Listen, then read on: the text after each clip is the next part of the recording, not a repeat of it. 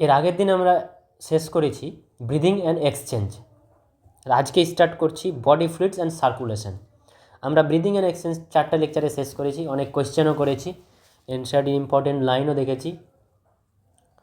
আর আজকে পড়ব body fluids and circulation. Body fluids হিউম্যানদের ক্ষেত্রে যেমন ব্লাড, এটা কিন্তু সবার ক্ষেত্রেই ব্লাড না, বিভিন্ন ভ্যারিয়াস ডিফারেন্ট গ্রুপ অফ অ্যানিম্যালের ক্ষেত্রে কিন্তু এটা ডিফারেন্ট হয়। তো এনসিইআরটি থেকে আমি কয়েকটা লাইন তুলেছি ইন্ট্রোডাকশানে যেটা আছে, যেমন simple organism like sponges, coelenterates circulate water from their surrounding through their body cavities to facilitate the cells to exchange this substance. ওখানে অনেকটাই লাইন আছে, ওগুলো দরকার নেই, জাস্ট এই কথাটাই আমরা মনে রাখবো। তাহলে যে লোয়ার অ্যানিম্যালগুলো আছে স্পঞ্জেস, সিলিন্ডারেটস, তারা কি করে বডি ফ্লুইডটাকে, তাদের যে ভ্যারিয়াস নিউট্রিয়েন্ট লাগে বা O2 লাগে, সেটা কিন্তু তাদের সারাউন্ডিং ওয়াটার এক্সচেঞ্জের মাধ্যমে তারা কাজে লাগায়। এরপরে more complex organism use special fluids within their bodies to transport such material. যে রিকোয়ার্ড ম্যাটেরিয়ালগুলো যেমন O2 লাগে বা বিভিন্ন নিউট্রিয়েন্ট লাগে, সেগুলো কীভাবে ট্রান্সপোর্ট করছে? স্পেশাল ফ্লুইডের দ্বারা। তারপরে আমরা পড়ব blood is the most commonly used body fluid by most of the higher organism including humans for this purpose. তাহলে আমরা মেনলি কিন্তু হিউম্যানের যে body fluid, bloods, lymphs, plasma, এগুলোই পড়ব। তো ব্লাড, প্রথমেই ব্লাডের একটা ডেফিনেশন, যে এই যে blood is a special connective tissue consisting of a fluid matrix, plasma and formed element। তাহলে ব্লাড হলো একটা ফ্লুইড কানেকটিভ টিস্যু, আর ব্লাডের কন্টেন্ট কী কী? প্লাজমা থাকে, ফর্মড এলিমেন্ট থাকে, আরও কিছু ফ্লুইড ম্যাট্রিক্স থাকে। তো ব্লাডের পিএইচ হলো 7.2 থেকে 7.4, এটা মনে রাখার বিষয়। এবার আমরা পড়ব ব্লাডের কন্টেন্ট। এই যে ব্লাডের কন্টেন্টে আমরা দেখতে পাচ্ছি যে একটা প্লাজমা 55% আর একটা হলো ফর্মড এলিমেন্ট 45%। এবার প্লাজমার মধ্যে কি কি পড়ছে? প্লাজমাতে আবার ওয়াটার থাকে 90 to 92%, ইনঅর্গানিক ম্যাটেরিয়াল থাকে 1%, আর অর্গানিক ম্যাটেরিয়াল মানে মেনলি প্রোটিন থাকে 6 থেকে 8%। প্রোটিনের মধ্যে যে প্লাজমা প্রোটিন, এটা মেনলি বা অ্যাবান্ডান্স 3টে প্রোটিন হলো, একটা হলো অ্যালবুমিন, একটা হলো ফাইব্রিনোজেন, আর একটা হলো গ্লোবিউলিন। ফর্মড এলিমেন্টে কী কী আছে? আরবিসি বা এরিথ্রোসাইট, ডব্লিউবিসি বা লিউকোসাইট, আর প্লেটলেটস, এই 3টে হলো ফর্মড এলিমেন্ট। তাহলে ব্লাডে কি 55% প্লাজমা, 45% ফর্মড এলিমেন্ট। পিএইচ কত? 7.2 থেকে 7.4। প্লাজমার মধ্যে কি দেখলাম? প্লাজমার মধ্যে ওয়াটার 90 থেকে 92%, ইনঅর্গানিক ম্যাটেরিয়াল 1%, অর্গানিক ম্যাটেরিয়াল মানে প্রোটিন 6 থেকে 8%। প্রোটিন 3টে, এটা হলো albumin, globulin, fibrinogen. Formed element 45%। Formed এলিমেন্টের মধ্যে কী কী পড়লো? RBC, WBC, platelets. এবার যে আমরা প্লাজমা প্রোটিন দেখলাম 3টে, এখান থেকে একটা কোয়েশ্চেন দেয়, এদের কলাম দিয়ে দেয়, ম্যাচিং দিয়ে দেয় কোনটার কী কাজ। তাহলে প্রথমে আমরা অ্যালবুমিন দেখছি, যে অ্যালবুমিনের কাজ হলো হেল্পস ইন অসমোটিক ব্যালেন্সে হেল্প করে albumin. Globulins, primarily involve in defence mechanism of the body. এটা ডিফেন্স মেকানিজমে সাহায্য করে, মানে এটা হলো অ্যান্টিবডি তৈরি করে, অ্যান্টিবডি, ওই জন্যই ডিফেন্স মেকানিজম বলছে। ফাইব্রিনোজেন কী করছে? Fibrinogen helps in coagulation of blood or for clotting.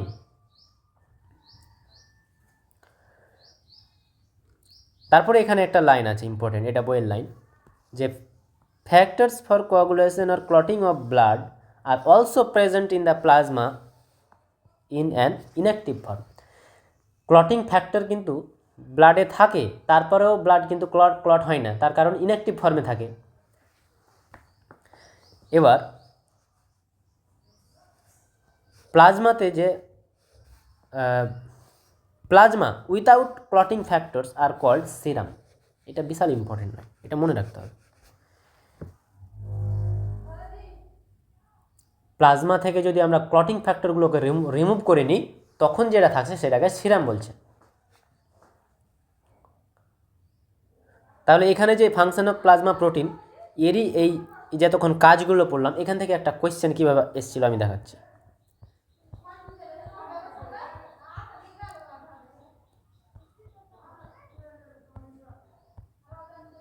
এই যে এই কোয়েশ্চেনটা দেখো, নিট 2018 সালে এসছে। এই যে ফাইব্রিনোজেন, গ্লোবিউলিন, অ্যালবুমিন, আর ডান দিকে কী বলছে? Defence, osmotic balance, clotting. তাহলে ফাইব্রিনোজেন এটাকে কীভাবে মনে রাখবো? এটা তো ক্লটিংয়ে হেল্প করছে, তার মানে এটা ফাইব্রিন লাইক থ্রেড তৈরি করে, তাহলে এটা ক্লটিং। এই যে তার মানে একের আর কোথায় আছে? দুই জায়গায়, একটা 1 নম্বর, একটা 4 নম্বর। গ্লোবিউলিন এটা তো অ্যান্টিবডি তৈরি করে, তার মানে বডি ডিফেন্স, তার মানে 2-এর 1, 2-এর পি, 2-এর পি কোথায় আছে? এই যে 2-এর পি, এখানে 2-এর কিউ, মানে এটা হবে না, 1 নম্বর অ্যান্সার। বুঝতে পারলে কোয়েশ্চেনটা? তার মানে প্লাজমা প্রোটিনের যে কাজগুলো আছে ওখান থেকে একটা কোয়েশ্চেন কিন্তু দিচ্ছে।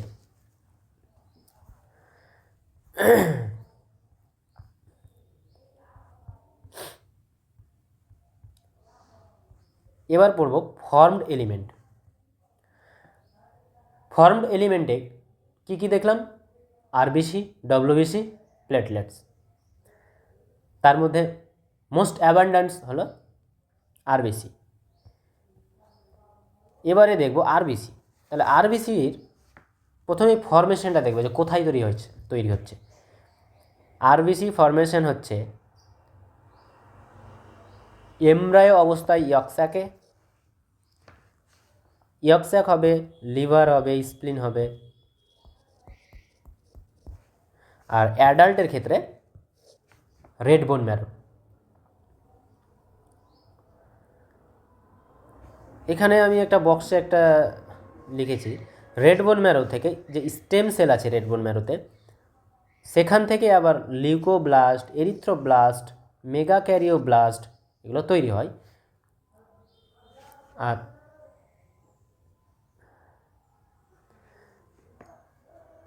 এই যে মেগাক্যারিওব্লাস্ট আছে, মেগাক্যারিওব্লাস্টটা মেগাক্যারিওসাইটসে পরিণত হয়, আর সেখান থেকেই প্লেটলেটস তৈরি হয়।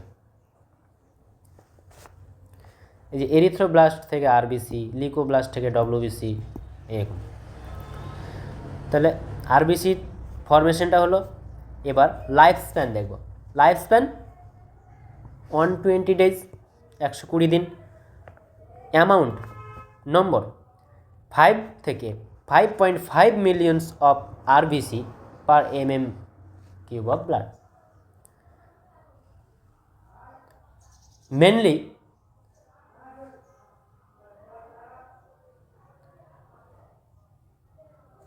ফাইভ থেকে 5.5 millions RBC per mm³ of blood. তবে মেয়েদের ক্ষেত্রে একটু আরবিসিটা কম হয়,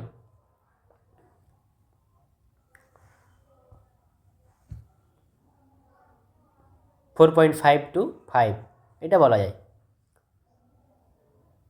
কারণ ছেলেদের যে অ্যান্ড্রোজেন থাকে, এই অ্যান্ড্রোজেন হরমোনটা এরিথ্রোপোয়েসিসকে হেল্প করে।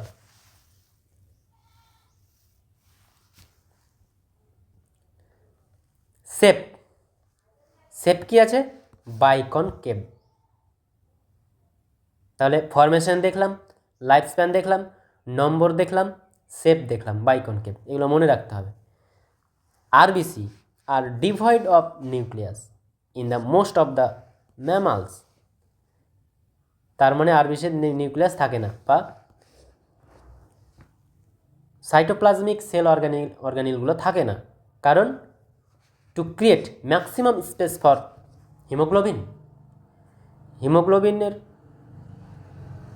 হিমোগ্লোবিনের কন্টেন্টটাকে বাড়ানোর জন্যেই আরবিসিতে এগুলো থাকে না, কারণ থাকলে জায়গা অকুপাই করে নেবে, তখন হিমোগ্লোবিন লোড কম হবে, তার মানে তখন টিস্যুতে অক্সিজেনটা কম ডেলিভারি হবে। হিমোগ্লোবিনের normal amount 12 to 16 gram in every 100 ml of blood. RBC have an average lifespan of 120 days, after which they are destroyed in the spleen. ওই জন্য স্প্লিনকে গ্রেভিয়ার্ড অফ আরবিসি বলা হয়। এবার দেখব ডব্লিউবিসি। ডব্লিউবিসিতে আছে they are colourless because lack of haemoglobin. RBC ছিল red coloured, আর ডব্লিউবিসি কিন্তু কালারলেস, কারণ এখানে হিমোগ্লোবিন থাকে না। ওইখানে নিউক্লিয়াস ছিল না, কিন্তু এখানে দেয়ার নিউক্লিয়েটেড নিউক্লিয়াস আছে, relatively less in number, average 6000 to 8000 per mm3। ডব্লিউবিসির লাইফ স্প্যান কিন্তু শর্ট লাইফ। ডব্লিউবিসি কিন্তু দুই রকমের, একটা হলো গ্রানুলোসাইটস, একটা হলো অ্যাগ্রানুলোসাইটস। গ্রানুলোসাইটস মানে কন্টেন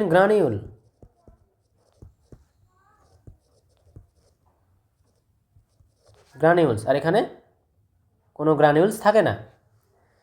তো এখানে গ্রানিউলস এই তিনটে আছে এখানে, তো তিনটেকে মনে রাখার জন্য আমি যেটা মনে রাখি যে বেন স্টোকস, একজন ক্রিকেটার আছে বেন স্টোকস ইংল্যান্ডের, তো ওর নামটাই আমি মনে রেখেছি বেন, এই যে বেন, BEN, বেন স্টোকস। তাহলে বেন মানে বেসোফিল, ইওসিনোফিল, নিউট্রোফিল। এটা একদম পরপর অ্যাবান্ডেন্সির উপরও, অ্যাবান্ডেন্সির ক্রম অনুযায়ী ও হচ্ছে।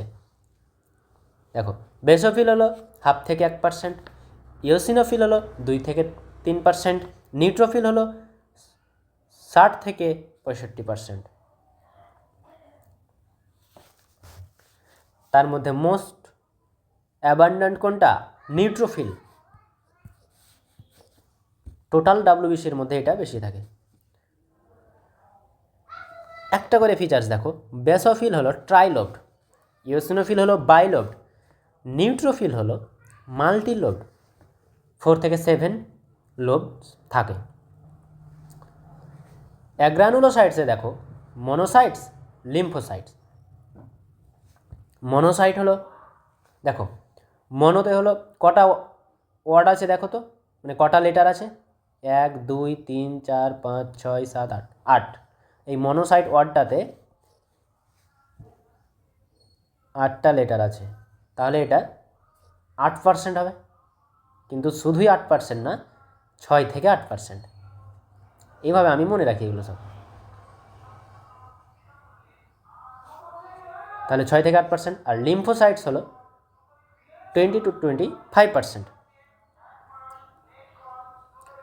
তাহলে গ্রানুলোসাইটস 3টে, অ্যাগ্রানুলোসাইট 2টো। গ্রানুলোসাইটস মানে কি? Ben Stokes, BEN, Ben. Basophil, eosinophil, neutrophil. Basophil 1/2 থেকে 1%, ইওসিনোফিল 2 থেকে 3%, নিউট্রোফিল হলো 60 থেকে 65%। Agranulocyte, monocyte, lymphocyte. মনোসাইট ওয়ার্ডে 8টা লেটার আছে, 8%, তবে 6 থেকে 8%। লিম্ফোসাইট 20 থেকে 25%।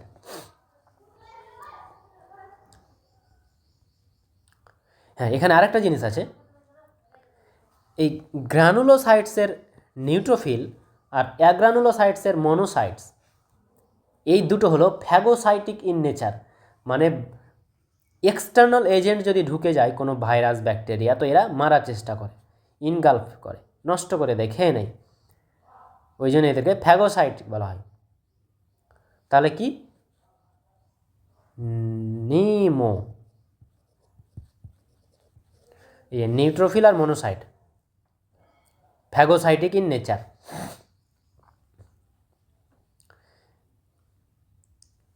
আর এবার ইওসিনোফিল আর বেসোফিলকে একটু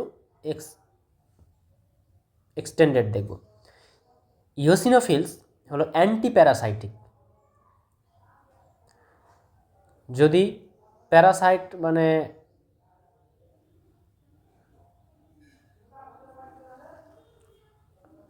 বাইরে থেকে যদি কোনো এজেন্ট শরীরে ঢোকে, তাহলে ওটার বিরুদ্ধে এ লড়ার চেষ্টা করে, তখন এর অ্যামাউন্টটা বেড়ে যায়।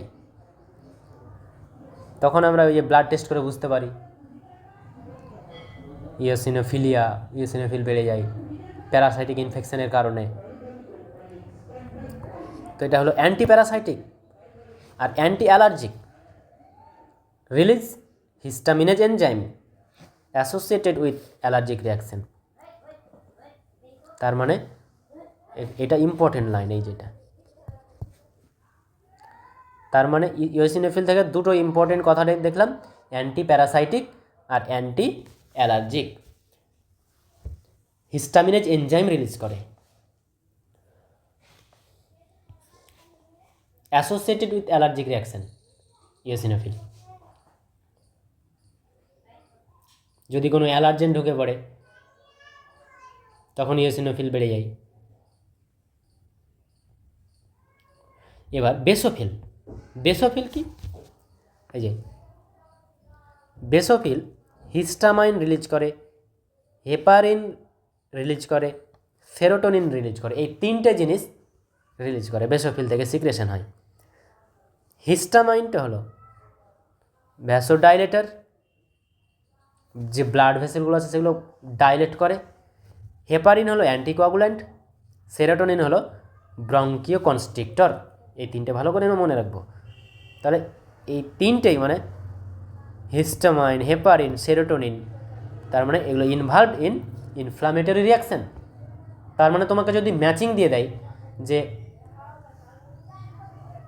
অ্যান্টি অ্যালার্জিক আর ইনফ্লামেটরি রিয়াকশান লেফটে, আর রাইটে আছে বেসোফিল, ইওসিনোফিল। অ্যান্টি অ্যালার্জিক কী হবে? ইওসিনোফিলস। Inflammatory reaction basophil. বুঝতে পারলে কোয়েশ্চেনটা কীভাবে দেবে? এবার প্লেটলেটস দেখো।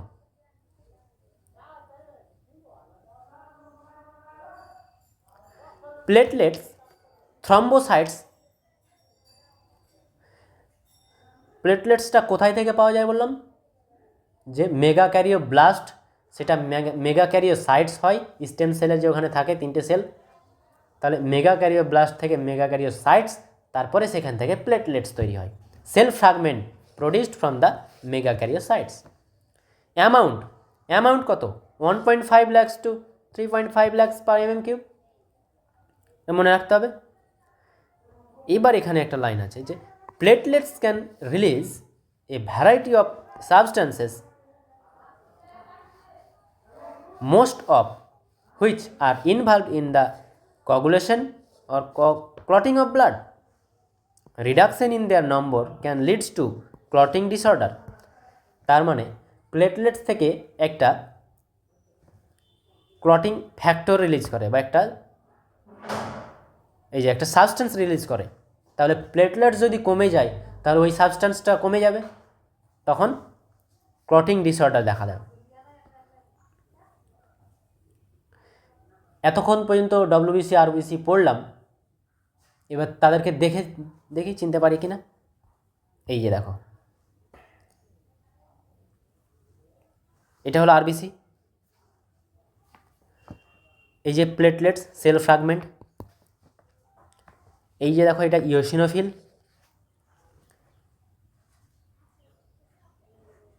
ইওসিনোফিলটা হলো বাইলোব, এই যে দুটো লোব দেখতে পাচ্ছ এখানে এরকম।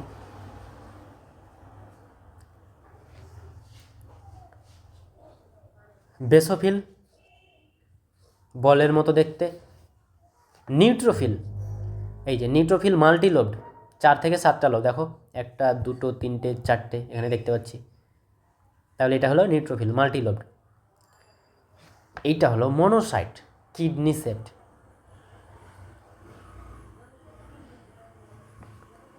মনোসাইট। এখানে আছে লিম্ফোসাইট, একটা টি লিম্ফোসাইট, একটা বি লিম্ফোসাইট। ডিফারেন্সটা কি দেখতে পাচ্ছি, যে টি লিম্ফোসাইটের যে এটা নিউক্লিয়াসটা দেখতে পাচ্ছি এটা পুরোটাই কিন্তু কাভার করে যাচ্ছে। বি লিম্ফোসাইটসে একটু গ্যাপ আছে, এই যেটুকু।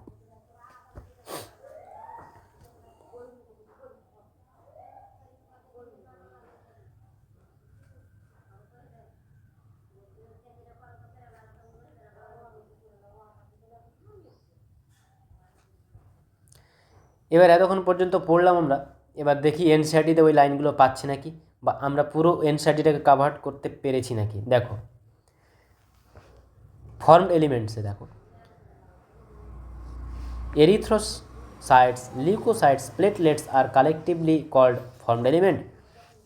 এখানে আমরা কি পড়েছিলাম, আরবিসি, ডব্লিউবিসি, প্লেটলেটস, চিনতে পারছো?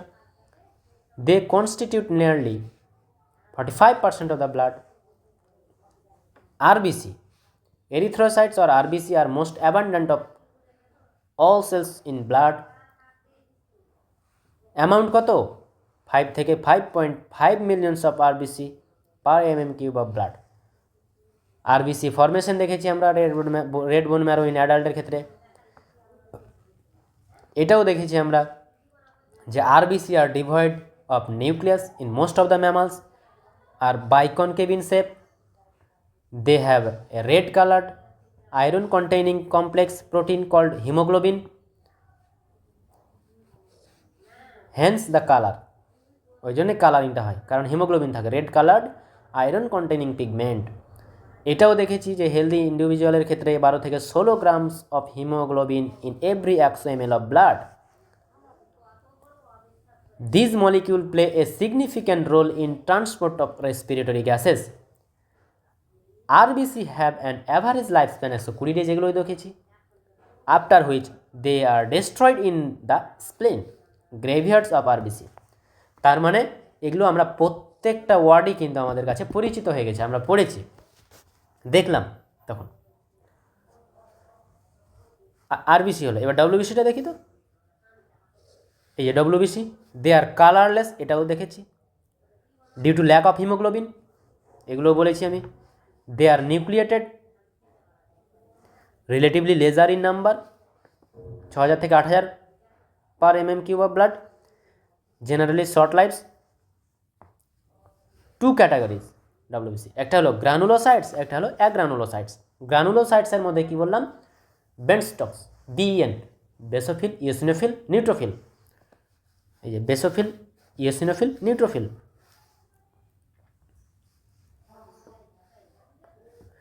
While lymphocytes, monocytes are the agranulocytes. Neutrophils are the most abundant cells. 60 থেকে 65% of the total WBC. তাহলে নিউট্রোফিলটা হলো most abundant, 60 to 65% of total WBC. Basophils are the least, 1/2 থেকে 1%। এবার এই যে গ্রানুলোসাইটসের নিউট্রোফিল, অ্যাগ্রানুলোসাইটসের মনোসাইটস দিয়ে দেখো, নিউট্রোফিল আর মনোসাইটসকে বলা হয় ফ্যাগোসাইটিক সেলস। দিয়ে destroy foreign organism entering the body. এবার আমরা দুটো পরে আলাদা জিনিস পড়লাম, যে বেসোফিল আর ইওসিনোফিল। বেসোফিল দেখো, basophil secretes histamine, serotonin, heparin and are relatively না and are involved in inflammatory reaction. এই তো কোয়েশ্চেনটা আমি করালাম। এবার ইওসিনোফিল 2 থেকে 3%, resist infection, are also associated with allergic reaction. Lymphocytes 20 থেকে 25%, এগুলো বলেছি সব। 2 types, B lymphocyte, T lymphocytes. B lymphocytes, T lymphocytes are responsible for immune response of the body. Platelets কে বলা হয় thrombocytes, are cell fragments produced from the megakaryocytes, basal cells in the bone marrow. Blood normally contain 1.5 lakhs to 3.5 lakhs platelets per mm³ of blood. platelets can release a variety of substance, most of which are involved in the coagulation or clotting of blood. তার মানে যদি platelets কমে যায় তাহলে clotting disorder হয়। এই যে a reduction in number can lead to clotting disorder which will lead to excessive loss of blood from the body. এটা তো বললাম, এইটা অনেক সময় দিয়ে দেয় ডায়াগ্রামেটিক।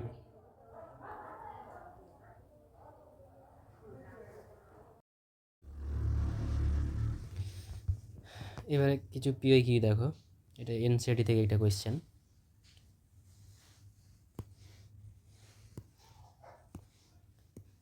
Which of the following cells are not granulocytes. তাহলে গ্রানুলোসাইটসের আমরা কি পেয়েছিলাম, মনে রাখার জন্য একটা বেনস্টক্স বলেছিলাম, বেনস্টক্স। তাহলে এই যে বেসোফিল, ইওসিনোফিল, নিউট্রোফিল। এবার নট, তাহলে বেসোফিল, ইওসিনোফিল, নিউট্রোফিল এই তিনটে বাদ, তাহলে এটা অ্যান্সার। এটা হলো অ্যাগ্রানুলোসাইট। তারপরে এই কোয়েশ্চেনটা দেখো, which blood cells can secrete and transport heparin, histamine, serotonin. এটা কোথা থেকে বুঝতে পারছো, এই যে এখানে পড়িয়েছিলাম,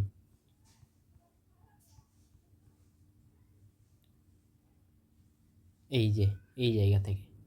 তাহলে দেখো এই হিস্টামাইন, হেপারিন, সেরোটোনিন কে ক্ষরণ করছে, কে সিক্রেট করছে, বেসোফিল।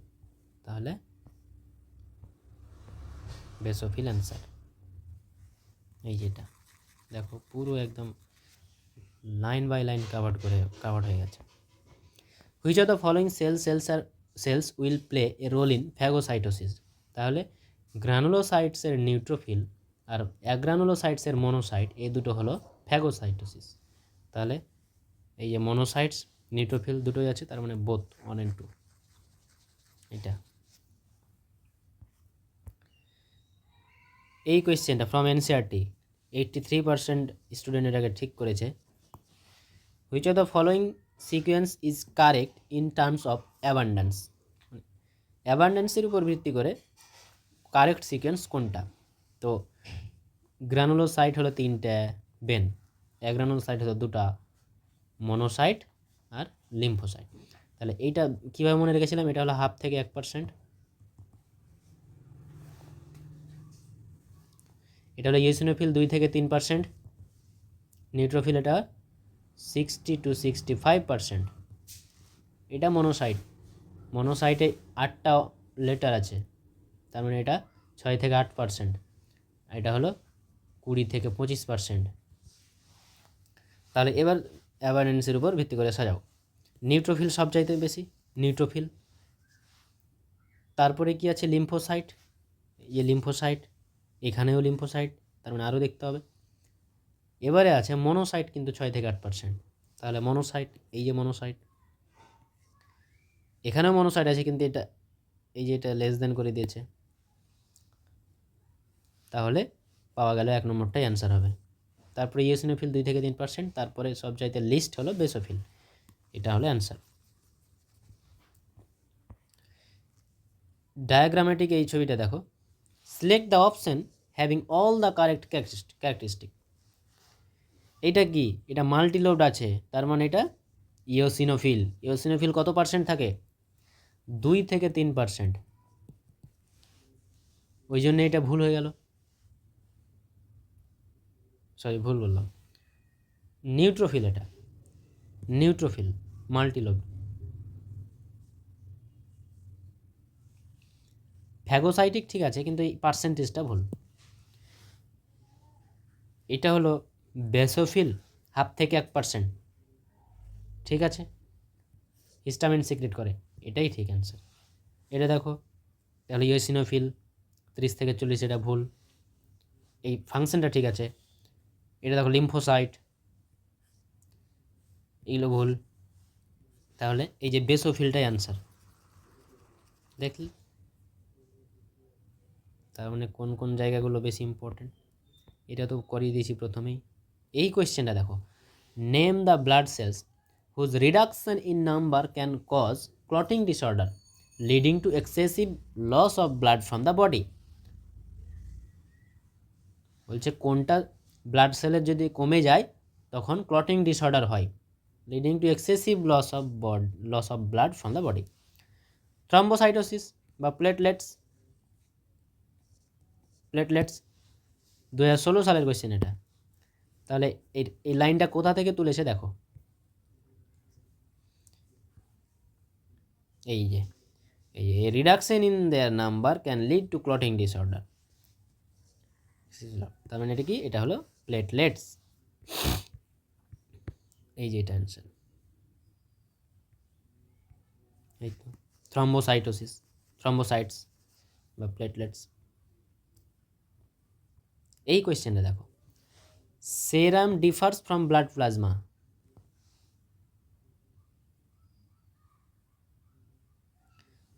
তাহলে প্লাজমাতে কি থাকে, সেরাম প্লাস ক্লটিং ফ্যাক্টর থাকে।